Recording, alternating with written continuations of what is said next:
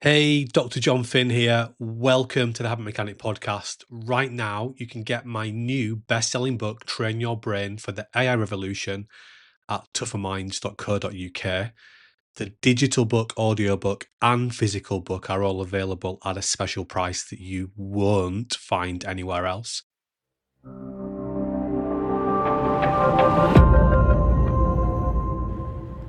Hi everyone, Dr. Jon Finn here. Welcome to another Tougher Minds podcast. We're currently in the midst of the 2020 European Championships and it's getting to the business end of the competition. We know that these final games are going to be really tight and that penalties will probably play a role in deciding some of the outcomes of some of the games. So I thought I would dedicate a podcast to thinking about performing under pressure.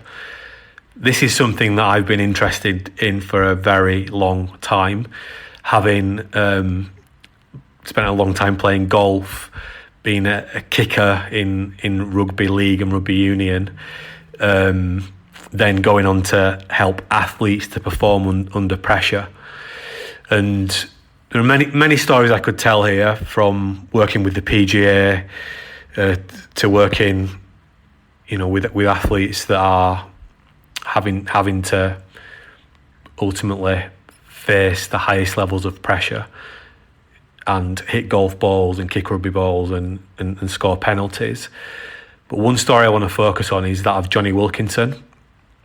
I've never worked with Jonny Wilkinson directly, but one of my students, who was also an international goal kicker for Wales, in fact, rugby union, didn't play many international games for Wales, but he played a few. At the end of his career, he was playing professional rugby close to, or for a team that was strongly connected to a university that I was working for, and he was doing a dissertation all about routines, performance routines for the elite rugby players, rugby union and rugby league. And he was interviewing them about their pre-shot routines, if you like. And this was an area I was really interested in. And I developed this thing called the pre-shot training program as part of my work for the Professional Golfers Association. And this is something that I'd use with that guy for himself, and also some of the rugby goal kickers he was coaching. But he essentially interviewed Jonny Wilkinson for a few hours all about his routine and what he did. And I found this really fascinating because, unbeknown to many people, Jonny Wilkinson hasn't always been fantastic under pressure. We think of him now as the guy that we would go to if he was still playing professional rugby under pressure. He was the guy that never missed. But in fact, he did miss, and he couldn't always do it. And if anyone's ever seen any footage of the England Rugby Union tour from 1998 to Australia, that was labelled the tour from hell because the performances were so bad. It was one of Clive Woodward's first tours, if not his first tour, as the England Rugby Union manager. And it featured a young Jonny Wilkinson, and the first time he'd started a full international for England. He was the fly half, and goal kicking was his responsibility.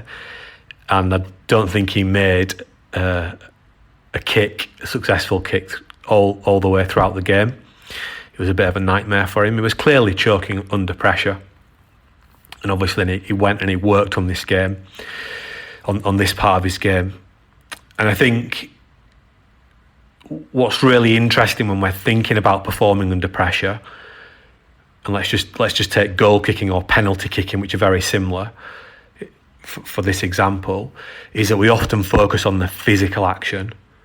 So we might put down the ball and then we take 3 or 4 yards back and then we run up and we kick the ball. When players don't perform well under pressure, one of the things, and Jonny Wilkinson could all day long, I'm sure, in 1998, kick the goals he was missing in the heat of the game. I'm sure he could make those kicks all day long on the training field when there was no pressure. And physically, he was doing exactly the same action, but mentally something was changing. So we often focus a lot on the physical side of things when we're practicing, but we don't focus so much on the mental things.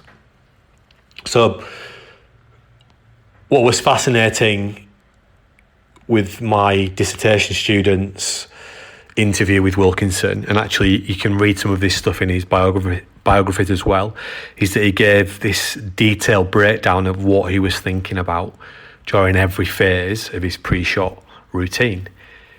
And I developed the pre-shot training program to empower golfers and other athletes to be more conscious of what they were thinking about. So we'd been working on this, but it was just fascinating to see what Wilkinson said he was thinking about. So I'm going to talk through Wilkinson's routine, and we can break it down into 5 steps. And this is what he said that he did, and he changed things from time to time for sure. But at this time, this was the version that emerged. So the first physical action was to place the ball down on the kicking tee. And as he was doing that, and the way that I'm thinking about this, I'm separating his thoughts into what I call focus pictures, which is just imagine you've got a mini TV screen in your brain or in your mind's eye, and you're seeing things on that TV screen. So we can all do this. You can all try this little exercise now. So just close your eyes and count how many windows you have in your house or your flat, wherever you live. And without any visual stimulus, you can get some rough idea of how many windows that you've got. You can count those up. You can picture what your parents' faces look like, what your children's faces look like, what some of the England football teams' players' faces look like, maybe.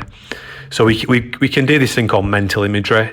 Some of us can do it better than others, but we can all get this kind of vague, at least a vague mental image in our mind, and we can use that to help us to control our thinking. So that's focus pictures. The other thing is focus words. So we're always talking to ourselves. If you don't think you're talking to yourself right now, notice how you're saying to yourself, I'm not talking to myself. I don't speak to myself. That is going on all the time. In sports psychology, they call it self-talk. I call it focus words. So we can use focus words and focus pictures to help us to control our thinking, so that we can start to make our thinking as consistent as our physical actions. So let's go back to the Wilkinson routine. So the physical action, for the first one, he reports, is placing the ball down on the kicking tee, teeing the ball up if you like. And he talked about, as he was doing that, he was seeing the best kick that he'd ever made from that position. So that's what he was playing in his mind's eye on that mini TV screen. We're calling that the focus picture. And he was saying to himself, come on, you can do this. So it sounds pretty logical, right? We don't want to be thinking about missing a similar kick from that position, and we don't want to be saying to ourselves, oh no, this is going to go badly, oh no, I can't do this. So the first step is you put the ball down, and he's seeing the best kick is made from a similar position or that same position, and he's saying to himself, come on, you can do this. Step number 2, pacing back. And if you ever saw Jonny Wilkinson, he'd actually tap his foot on the floor. And as he was doing that, he was imagining that his foot, this is focus pictures, imagine his foot was like a block of concrete, so that when he kicked the ball, it would be solid and powerful. And he was saying to himself, concentrate, hard foot. So again, you don't want to be pacing backwards and getting yourself into position and seeing the ball missing the target. And you don't want to be saying to yourself, this is a difficult one. So taking control of the thinking with focus words and focus pictures. Step 3, you would see Wilkinson cupping his hands. And actually, Wilkinson kind of pioneered these quirky little movements. Some people call them triggers. And lots of other people started to copy and model this. But they weren't always, I would say, modelling and copying what he was thinking about, because obviously that was far less tangible. But as he cups his hands, he's actually imagining a shield popping up around him to block out all the noise and all the distractions, and saying to himself, concentrate. So again, not letting the limbic regions of his brain and all that threat detection stuff that we're wired to do, not letting that dictate what he was thinking about, but really taking control of it. Step number 4, he would then, and again, you'd see him doing this very deliberately, you'd see him looking up and down at the target, assessing the kick, so looking almost from the ball up to the target. And as he was doing this, he reported that he was imagining an elderly lady, a little old lady called Doris, sitting behind the posts where he was targeting, and Doris was reading a copy of the Sunday Times. Yep, that's what he reports he was doing. And then what he was saying to himself was to focus, just talking himself through, focus, kicking the ball on target, and trying to hit a very specific area of the Sunday Times front cover.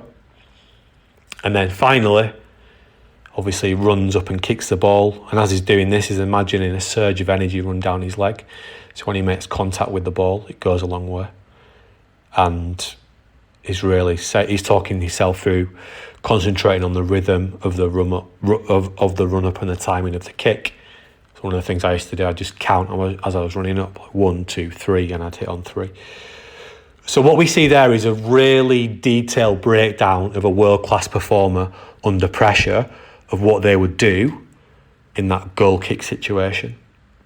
And we can easily extend this into a penalty situation. So there are lots of factors that are going to lead to successful or unsuccessful penalties. But one of the factors we can think about practicing is, as penalty takers, is what are we thinking during each physical stage of the penalty taking process. It could start once you get the ball in your hands and you're walking up and you're placing the ball in the penalty spot, and it can go all the way through until you kick the ball. You can even do something afterwards if your penalty is not successful. But everyone who takes a penalty in the coming week, if penalties happen, will be thinking something during the penalty taking process. We can use insights from performance psychology to help us to think more effectively. So when we're practicing taking penalties, we need to be practicing this clear thinking structure. And that's going to give us a better chance of hitting the penalty as we want to hit it, and give us a better chance of getting the result we want to get. It's never guaranteed, because the keeper can make, there's a variable in the goal. The keeper can make a fantastic save, but we can increase our chances of performing well under pressure if we have a robust pre-shot routine that doesn't just focus on the physical elements, but also focuses on the mental aspect. So I hope that's interesting and I hope that's insightful. We can extend exactly the same thinking to things like public speaking, or any pressure situation that you want to do well in. Of course, a core insight that we would teach at Tougher Minds is activation, and activation is a really important part of becoming a habit mechanic. So on that note, if you want to learn more about being your best and you want to become a habit mechanic, anyone can go to our website and sign up to the Level 1 training program for free. And that'll give you some really good insights about how your brain works and how you can just start to do some simple things to do better every single day. So if you want to do that, go to the website and check it out. Thanks for listening to this podcast. As always, there'll be more coming thick and fast. If you've got any questions, just contact us via our website. If you've got any podcasts that you'd like us to, or topics of podcasts you'd like us to cover in the future, please let us know and we'll do our best to accommodate you. But I know lots of people listen to these podcasts at the moment, so I really appreciate people doing that, and I hope they're helpful and beneficial for you in your work and life. So until next time, stay safe, and remember, you're only ever one tiny habit away from being your best.